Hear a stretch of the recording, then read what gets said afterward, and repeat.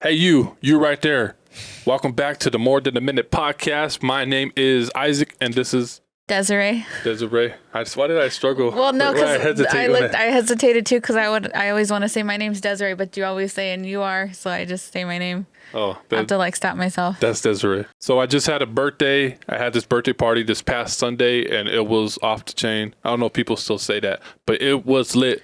So thank you all that came and supported and celebrated with us. So today's topic, what we want to talk about is boundaries. And there's so many different categories of this. So specifically, we want to talk about healthy boundaries for your family and for relationships. I feel like we could probably write a whole book on just this subject because there's so many boundaries that we got to set place in our lives that are going to help us be successful, that are going to be healthy for us. And just a quick disclaimer, you're going to hear the word boundary a lot in this video. So let's get right to it. So before we dive right into it, I'm going to have Des explain what boundaries are. So boundaries are meant to keep us safe. Nobody likes to hear the word rules because we don't like to be told what we can and can't do. Yeah, we're entering that phase of her life and our lives. So pray for us. But boundaries are meant to keep us safe. Like I said, they're rules basically that we put into place in our lives to keep us from going places that we don't want to go. We once heard a pastor preach a sermon series on what he called guardrails. I think that was like the main topic or the title. And that really, I feel like when you think of what a guardrail is, it puts it into perspective of what boundaries are. Because guardrails are when you're driving, I guess most commonly you'd say on like a hill or a mountain or something. And I think we see this more when we go up north, where you're driving on the mountains and there's some places where you're on the mountain and you can see down the mountain because you're kind of near the top. And there's railings there that are meant to keep your car. Meant to protect you so you don't go over. Yeah, exactly. Right. And that's what boundaries are. Those are things that we put in place in our lives. Nobody can put them in place for us. We have to do it. That keep us, like I said, from going places that we don't want to go. And here's just a quick example, because I was talking to somebody the other day, and I told them, hey, if I have a problem with lust, why am I going to go to a strip club? Like, hey, if I have a problem with drinking alcohol, why am I going to go to the alcohol section of the store or even go to a bar? So there's boundaries of things we set in place so we don't fall, and it's to keep us also on track and to protect you. So now that we understand what boundaries are, what are some bad ones? Bad boundaries, typically they come from a place of being hurt at some point in our lives. I think that would be the most common type of bad boundary that there is probably one of the biggest ones, because those aren't as much rules as they are walls that we put in place that keep us isolated from building relationships with other people, because at some point in our lives we've been hurt in some kind of circumstance and we decide that we don't want to let anybody that close anymore. And that could be unhealthy to your relationship, not even just marriage, but like your friends or your family, people that are trying to love on you. They can't love on you because we built these walls. Like, okay, I'm going to put this wall here so I can never get hurt again. If nobody is able to get close to me, I can't get hurt. So at that point, you're just secluding yourself. You're just going to end up lonely, straight up. You're going to end up lonely and depressed. We're made for communities, and we're meant to be around other people. We're meant to have relationships. That's just how it works. And another bad boundary is not having any boundaries, right? So no boundaries on your phone, no boundaries in your conversations, what you talk about, what you think about. So not having any boundaries is definitely not a good thing. And you gotta have some, because they are good. If you don't have any in place, then you'll be controlled by people and also your temptations and also your thoughts. Like, I learned this a while back ago. It took me many, many years to finally understand this. It wasn't until I was in my early 20s that it's okay to say no. It's okay to say no to people, even if they get upset. And I don't know if this is a weird thing or if anybody else has felt like this, but I thought I was almost a sin, or I was in wrong if somebody was mad or upset with me. And the reason why I had thought that is because in the Word of God it says, blessed are the peacemakers. So I thought that I had to be good with everybody. So I had to learn, just because somebody's upset with me because I said no or I laid down a boundary doesn't mean that I'm in the wrong. We got to have things in place for us that'll keep us on the right track. So boundaries are like rules. They're there to protect ourselves and to also protect what we believe. So we've talked quite a bit about boundaries and what they are and how that relates to family and to marriage, but boundaries really do relate to us as ourselves too, because they do really protect us. And I think it's important to make sure that we keep in mind that if we want to be effective in regards to being able to help somebody else, we can't pour peace into somebody else when our life is chaos. And that's a lot of where boundaries come in. You know, they not only do they keep us on track, but they also keep us to where we're not overloading ourselves. Like you brought up, you know, people asking you to do things. And I feel like my perspective on that is a little different, because I'm not so much as like, I think that it's a sin for people to be mad at me. I'm just somebody that just doesn't want people to be mad at me, because it makes me anxious. Right. And it makes like people pleasing is like a big thing right now. Not a big thing, but like a big topic. Yeah. And that's where my mind goes with that, because I just don't want people to be upset with me or like just not happy with me in general. But I shared a post on Facebook it wasn't a meme, but like more of just a quote I saw, where it had said, like, you can't be everything to everybody else if you're not anything to yourself. That's right. Yeah. And that's so true. We can't be effective to anybody if we're not taking care of our own minds and our own hearts. That's good. So in talking about boundaries, there are a few that we practice. Yes. That we have found to be very beneficial to us. And so we thought that we would share them here with you guys. So when we first got married, and I wish somebody would have told me this, or maybe they did and I was just a knucklehead and I just didn't listen. We were very young when we got married. Very young. We're still, I guess, so technically we're still teenagers, right? Yeah. When we got married. So here's number one. Having friends of the opposite sex can be toxic to your marriage. It just can. So when we first got married, I actually had talked to a lot of females, because when I was a teenager, that's mostly who I talked to, and that's mostly who I was texting. When we got married, I had a lot of females still texting me. Satan tries to creep in and plant seeds to destroy your marriage. And opening up little doors like that, he could have came in and possibly messed up my marriage, because some of these girls harbored feelings for me. And I'm not saying that I had feelings for them, because I really didn't. But still, that was bothersome to Desiree. So I couldn't be texting, a bunch of girls. I had to change that up in order for me to progress in my marriage and to keep our marriage healthy and sacred, because what God joined together, let no man separate. So I had to set boundaries in my life to say, hey, okay, I can't be texting these females anymore. I can't be friends with them. I had to be okay with that. And I was okay with that. So I can't even really say anything as far as like also having friends of the opposite sex, because before I met Isaac, all my friends were guys. It was fairly easy for me to just kind of let them go. I just had this revelation. We started dating. Didn't we start off as friends? I mean, yeah, we did. And remember, we told you guys. We already told you.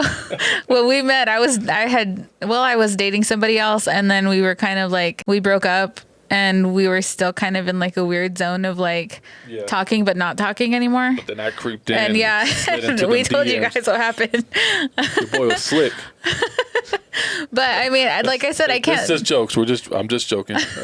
I can't say anything because I was the same way. It was a lot easier for me to just kind of, and I don't know if it's because on the other side of those friendships were guys that like, even though like I didn't talk to them and text them all the time like I used to, when I still saw them in person, they were not like, there was no hate about it or anything like that. But for some reason on your end, that wasn't the case. Oh, I will say that I think that setting any boundaries in marriage is super hard, because when you enter into a relationship and then you come into being married, I feel like you're the most vulnerable. And that's why even in general, it's hard for marriages to survive once people move in together, because that's when you really get to know the other person and you see the other person and their moods. Yeah. And like the little things that they do that you didn't know that they did because you didn't live together. Right. You know what I mean? Like when you're dating and you don't live together, you can be who you want to outside of your own home. And then you come home and then then you are who you really are. I feel like boundaries with marriage are so hard to set because one, we don't want anybody to tell us what to do because we're adults. We don't take well to that. I feel like when you do decide that you want to set those boundaries, it has to come from a good place in your heart. Not that you have to be in a good place, but like you have to really want to do it. Yeah. And that's one thing that I can say about Isaac is that for a very long time, it was still a thing. And not in a bad way. Like now it's fine. We're married so many years now. Going on 12 so years. it's like it's so easy to talk about now because we're kind of out of that season. That, yeah. There was just, and I don't remember when, because there was times where this was something we fought about. Like, I don't know, knowing us, like, and I think too, because at the time I didn't really see a problem with it, and I was still young and immature, very immature at the time. When God finally opened up my eyes about it, I stopped. It's like, how do you stop? You just stop. And see, that's what I was getting at, is that they're like looking back and when we were going through that, I don't remember when at some point, like he just stopped, even though it's hard for us to like do something out of consideration of other people, because I feel like that's human nature. Like human nature, we want to do what we want to do. At some point it just stopped. He made a decision and I couldn't do that. Like he said, God intervened, and I feel like that's the only way that sometimes those things happen successfully. You just got to come to that point. If you're really, really serious about your marriage, then you're going to take how she feels seriously. You're going to take her standards seriously. You're going to take her expectations seriously, and you're going to accommodate to those, because I don't want to do anything that's going to be detrimental to my marriage. So even now I have boundaries set in place that she don't even have to tell me. I just do it because I know her. I know my limit. I know that border, that line not to cross. She respects that and I respect her. And I guess that's where trying to implement those boundaries comes in. Like I said, we did a lot of fighting about it and we had to do a lot of talking. And that's another thing that's hard to do in marriage, to talk and be completely honest, communicate well, and to also be able to extend grace to the person that you're talking to. Because I do remember that there was a time where we kind of like came to a point where I had to be like super honest and say, hey, like this bothers me and this is why it bothers me. And Isaac also had to get to a place where he was able to receive that with grace and not look at me as like I was just trying to be like a certain way about anything, but just like, hey, this bothers her. I don't want what I do to bother her. Which sounds funny coming from me, but like at some point he just had, I mean, I don't know how you got to that point. Like I said, I don't know. Only God could do that. I feel like at some point, some good communication has to happen, and grace, so much grace has to be extended. So boundary number 2 that we found that was healthy and beneficial for our marriage and for our family is having limitations on your child's devices. Parents, I'm telling you right now, if you gave your kid a phone and there's no limitations on it, and they're able to look up anything they want, they're able to YouTube anything they want, you got to put a stop to that. Now, today, a way that we go about it with our daughter's 11. She's had a phone since she was 7, but she's always had strict limits on it. We set up the parental controls to where she's only able to spend a certain amount of hours a day on her phone, and then every day at 9:30 p.m., her phone just automatically deactivates. She can't do anything, even trying to download apps. She can't download apps unless I go and put the password, or she sends a request to download it, and I get the notification on my phone. I look at it and I approve it. So that's one boundary that we want to set in place. And we always been very strict with her phone. So even when she was younger, if we saw an ounce to where she looked like she was getting like a little addicted to it or a little tied to it, we took it away. There's times she didn't even have it for days, and she played outside and she played with toys just like a normal kid should be doing. Yeah, I mean, and I think now that she's getting older, we're starting to see the side of her that kind of doesn't like it. But I feel like and I've already shared with you guys as well that as far as internet stuff, I'm very cautious. And so I have a lot of talks with her about, like, there's different apps that she uses where there's like chat functions. Some of them she can use, some of them she can't. Like some of them, they have those options, but she can't use them because I'm very open with her about how some people on the internet don't have the best intentions and right. what they look for and stuff like that. You know, she's 11. I've always tried to be really open with her about why, like we have these these rules, there's a reason for them. We're not just trying to be mean. Right. That's what I was going to say next. It's like any child, when you start setting any boundaries to children or, kids or whatever, they're going to think that it's mean. They're going to think that you're mean. Especially if they've never had them before and they're a little older. I feel like it's a little harder to do. But as they get older, they will understand why, right? Was your dad ever set like any rules or boundaries with you and you probably thought he was mean? And then now that you're older, you're like, okay, I get it. I mean, yeah, I feel like if you know my dad, my dad is so my dad got saved when I was younger. I was probably like 5. Oh no, I was like 7. I had to be like 7. Okay. So when my dad started serving God, there was a lot of things that my dad learns, and like I say, I feel like you will only know if you know my dad what I'm talking about, because my dad, and I was just talking to Jada about this yesterday, my dad, he studies up on a lot of things that like your normal person does not study up about. He's very into like supernatural. He's into like, miracles, and he's a seer, and he moves. He's as long as I've known my dad my whole life, but as long as I've known my dad that I can remember, so. he's very like I said, like you talk about studying the Word of God, but I feel he studies on a lot of things, other things as well that other people don't typically study about, like your everyday people, and he goes really deep into those things. So bringing up like boundaries, I'm very, very active with what Jada watches on her phone and stuff like that. Like she has her own phone, and I'm aware that she can watch different things. She has access to apps to watch things, but I'm very active in looking at what she's looking at. She don't even have Safari on her phone. Yeah. I don't want her Googling stuff. We just feel that it's safer that way for her because she's still so young. There was something that she was watching, and I had kind of like, then I don't take her phone and like, oh, I'm going to look through it and make sure you're not doing anything wrong. Like I never try to take that approach with her because I feel like that's what's going to make her get the wrong attitude about having those boundaries. Like I'm more of like, okay, well, this is to keep you safe. So like she walks in and I'll always like, she wants to show me something that she's watching, I'll let her show me. I'll take the time to put my phone down, put my book down, whatever I'm doing, when she wants to show me something and look at what she's looking at, because I want to know what she's looking at. And so she had come by and I just heard what she was watching. And I feel like a lot of things now are just implemented into, especially a lot of programs for kids that are just like in your face. And there was something she's watching and I was kind of like, hey, what are you watching? So she showed it to me and put her phone down, and I was watching it with her. There was some things that I saw in it that I felt like weren't the best for her to be watching.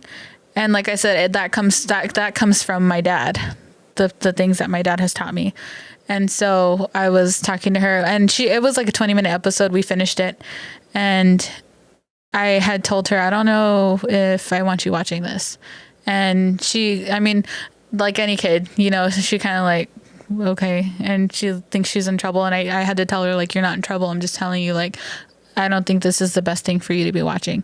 And I explained to her why, and I was actually really surprised at how well she understood, like, when I told her why. And I told Isaac later on in the night that I had told Jada, because Jada, the first thing was like, I'm sorry, I didn't know. And I'm like, no, that's fine. Like, I know you don't know, but I know. So that's why I'm telling you. And I explained to her about my dad. And stuff like that makes me appreciate the things that my parents instilled in me, because otherwise I wouldn't have known. And I think that's important too. Like you said, just to teach your children just to be responsible. We can't shield her from everything from the world. We're trying to teach her how to navigate through these obstacles and to know what's right and what's wrong, what the Lord wants and what the Lord doesn't want. Exactly. I feel like the best. So there was another situation. Like I said, we're coming into it. I feel like a new season with Jada.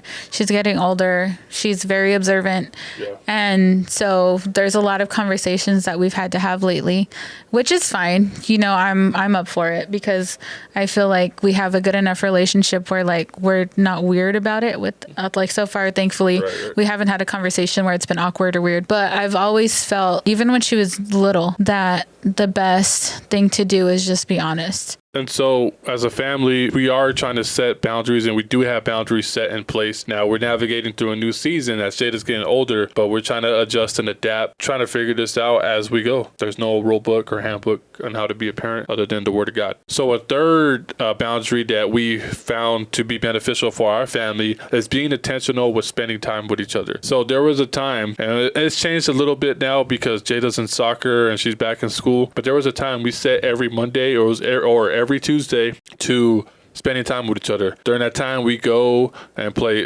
video games. We play board games. We go to the park. We're riding our bikes at the park. We're skateboarding. There was always days we're trying to set just so we could spend time with each other because we feel like it's very important. And even there was a time we're going to your Aunt Lisa's house like every week. We haven't done it as much anymore, but we miss it. So if you guys are watching this, we miss being at your guys' house. In such a busy world, we all have obligations. We all have these things that we got to do and what we want to do. But if we don't take time to spend with our family and to build that relationship and to keep it strong, it's all just going to fall apart. Yeah. What kind of actually drove us to setting that standard of having time to spend with each other is being busy. You were working 2 jobs, and this was like a small, not a small season, but a season in our lives where Isaac was working 2 jobs. We were both very actively involved in ministry. And then aside from me working, Jada's school, her homework and all that stuff, because sometimes it's hard, sometimes it's a lot. And that's what kind of drove us to setting that standard of, okay, we need to pick a day where we don't do anything else. We just spend time together. So like Isaac said, now things are a little different because she's getting older. So as the older that she's gotten, we've kind of had to like change and adapt to what we do when we spend time together. We still I feel like we've always tried to do things that interest her. We've always tried to do things that she enjoys. You and her like to play video games together. Yeah, so on my birthday, my wife got me the new Lego Star Wars video game, and Jada likes the Lego series, like the games, and so this is a time that I'm spending with her and we're just playing video games together. I'm not so good at the video games, I'll admit, but I like to sit and watch.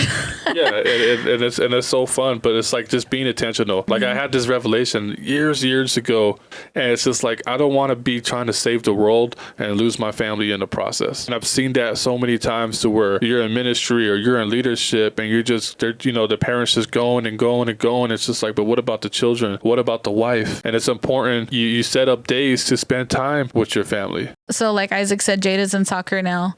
So I've been spending a lot of time with her doing that. She goes to her practices and I take her, but there's days where I take her outside and do stuff with her. And during that time, she's talking to me the whole time. Yeah. So we're really into board games. So there's times where I make her come play a board game with me because I feel like that gives us time to talk to each other as opposed to if we were sitting there on our phones and sometimes we do that. Like, I'm not going to say we never do that because sometimes we do. So amen to everything that she just said. So as a family, we believe that boundaries are very important. Those boundaries have kind of shifted and changed over the years, but we just had to adjust and adapt to the times or to the season that we were in. We could probably keep talking about this for a very long time because, we had trouble narrowing it down to 3. If you have any topics or ideas or something that you want us to talk about, or even questions for us in regards to our relationship or our marriage, please feel free to drop a comment and ask us. Thank you guys for tuning in on this episode. If you haven't subscribed. If you haven't given us a thumbs up already, give us a thumbs up, and we'll see you next time.